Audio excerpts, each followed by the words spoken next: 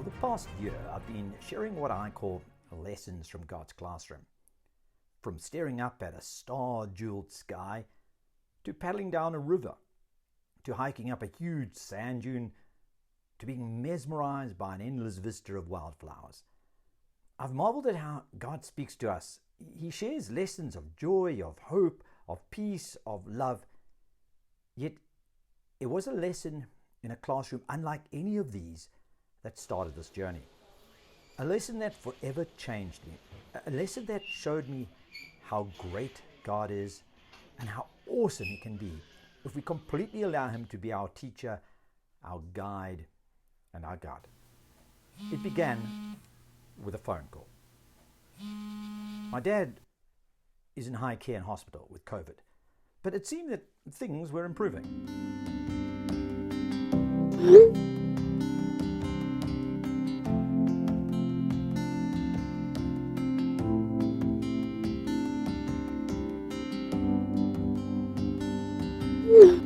I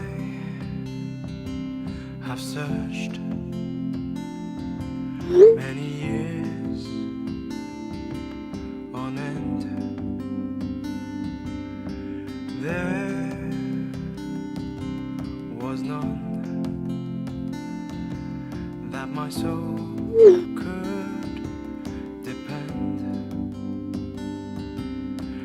My soul cries out.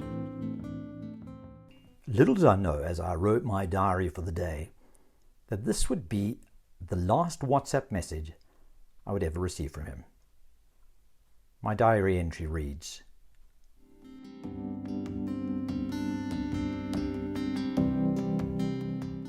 the next day, the doctor sends a message.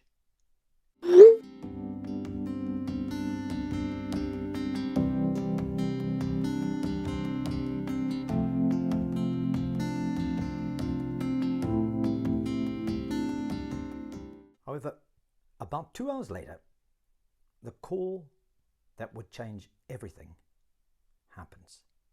Dad has suddenly deteriorated. His only hope of survival is to go onto a ventilator. A hurried discussion ensues between my brothers and me, and we decide it's definitely the way to go. However, minutes after letting the doctor know, we get a message from the hospital.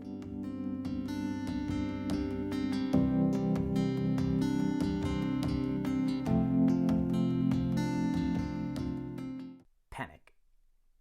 Fear. Does he not realize that this is his only chance to recover? By a miracle, we're allowed access into what can best be described as a war zone as the overwhelmed hospitals struggle under the surge of COVID patients. Dressed in protective gear from head to toe, we get to see Dad one last time.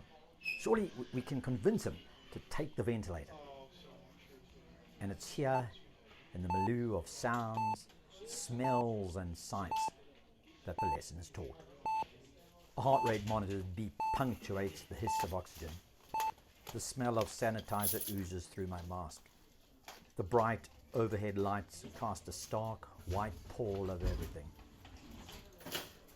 Dad sees us as we walk in, his pallid face obscured by an oxygen mask. He's made his decision, his final decision. He won't take the ventilator despite our urging. While I stumblingly try and say words of comfort to him, he, between gasps of breath, breathes out his greatest lesson: selfless love.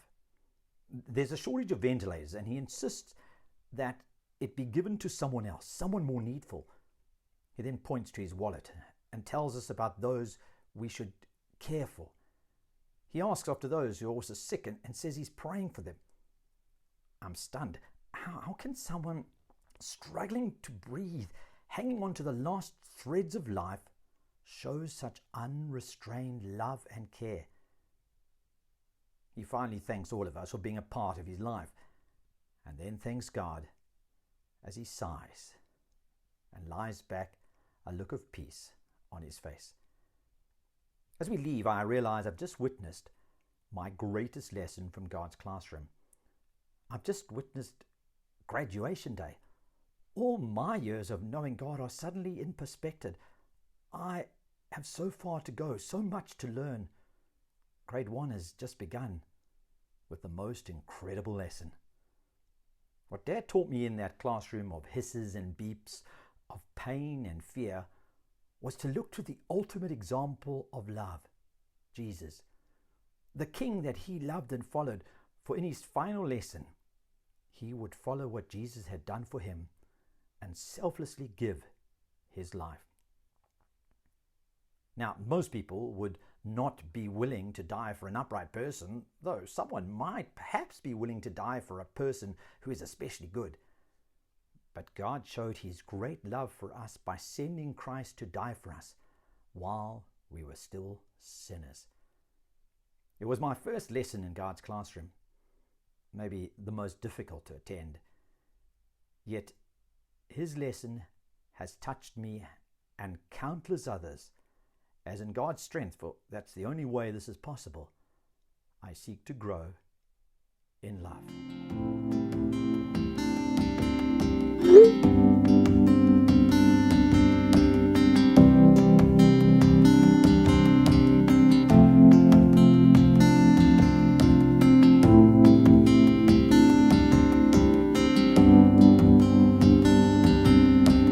I have searched many years on end. There was none that my soul